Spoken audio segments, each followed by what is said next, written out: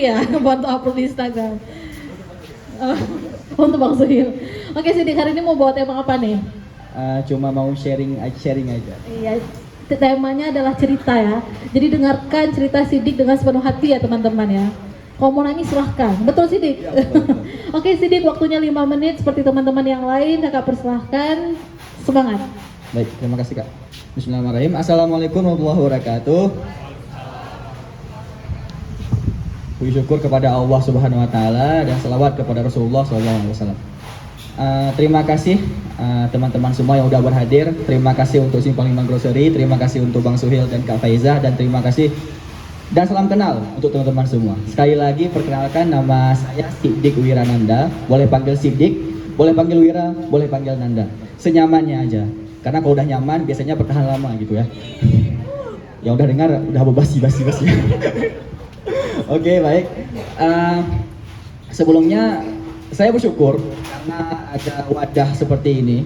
Pertama kali itu saya gabung di kafenya Bang Dosi yang di L, apa nama daerahnya itu Bang? Rukoh.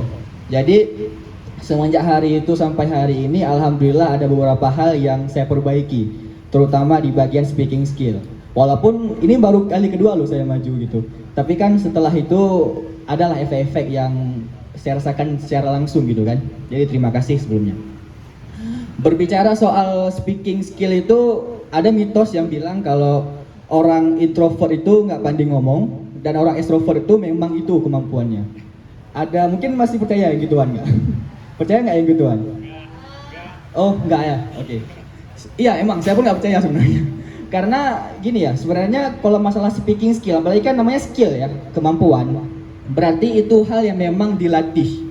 Perlu latihan, perlu kebiasaan, sehingga Allah bisa karena biasa ujung-ujungnya kan. Dan lagi kalau bicara soal introvert dan extrovert, teman-teman di sini pernah tes MBTI nggak? Apa bacanya? MBTI atau MBTI? MBTI, oke. MBTI itu sebuah tes yang dibuat sama psikolog ataupun psikiater untuk mengetahui kepribadian kita tuh cenderung kemana. Mungkin kalau memang yang mau lebih kredibelnya kan kita datangi langsung psikolog. Tapi kan ini ada yang gratis di internet loh. Walaupun nggak bisa dipercaya juga. Tapi setidaknya bisa kasih gambaran ke kita soal kita tuh lebih kemana sih. Jadi saya pernah tes sekitar beberapa tahun lalu. Itu saya dapati diri saya tuh INTJ. Apa tuh? Sama? Nah, sama. Introvert, N itu lupa, T itu lupa. J itu judging ya. Judging. Ngejudge.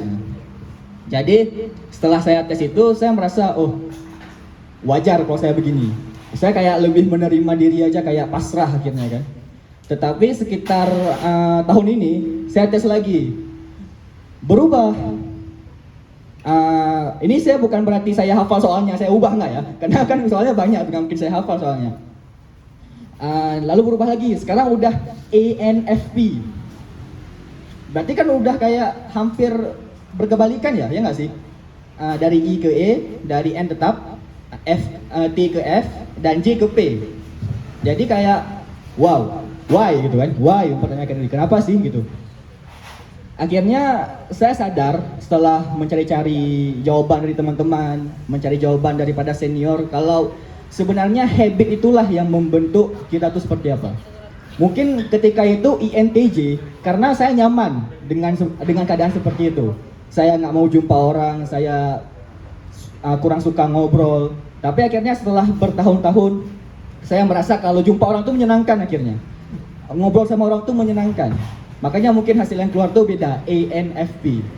Lalu saya tes lagi, keluarlah STMJ. Maaf, bercanda. Jadi kalau bicara masalah kepribadian itu kan erat kaitan sama habit ya. Kalau bicara habit berarti ada hal yang memotivasi diri sendiri. Untuk apa kita buat habit tersebut? Saya pernah bincang ngobrol dengan Bang Suhil juga waktu itu Bang di BLK, dan itu masih melekat karena kayak overthinking sendiri Bang. Jadi waktu itu bicara masalah habit. Kalau saya pribadi dulu menganggap habit itu murni motivasi dari dalam diri sendiri. Jadi nggak ada tekanan dari orang lain, nggak ada. Karena saya menganggap kalau memang orang nyuruh, kalau kita tuh nggak bergerak ya nggak akan juga kan. Tapi akhirnya Bang Suhil bilang, sebenarnya motivasi dari diri sendiri itu bullshit. Karena seharusnya kita sendiri yang membentuk motivasi itu. Istilahnya kita membentuk dorongan. Contoh, misalnya saya mau belajar bahasa Inggris. Akhirnya supaya saya mendorong diri sendiri, akhirnya saya beli kursus bahasa Inggris. Jadi saya udah menghabiskan uang yang nggak sedikit. Akhirnya saya terpaksa ikut kursus bahasa Inggris. Seperti itu. Jadi bukan murni kayak aku ingin berubah, aku ingin menjadi lebih baik. Ya emang sih, tapi kayak harus ada suatu hal yang memang mendorong kita, mengepus kita untuk menuju ke suatu hal seperti itu. Dan ya, pada akhirnya yang mau saya bilang adalah people change. Orang itu berubah. Jadi bisa jadi hari ini kita nggak suka sama dia, tunggu aja 10 tahun lagi akan kubuat kamu menyesal gitu.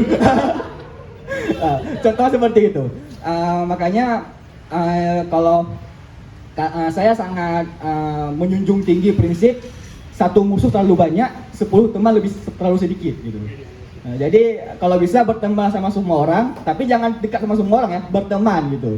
Tapi dekatnya sama ya bestie aja, yang bisa kita deep talk gitu, kita curhat, kita ngobrol inspiratif gitu, ngopi. Jadi sekian dari saya Sidi Randa. Kalau ada kurang saya mohon maaf. Assalamualaikum warahmatullahi wabarakatuh. Waalaikumsalam warahmatullahi wabarakatuh. Nggak perlu minta tepuk tangan, dah tepuk tangan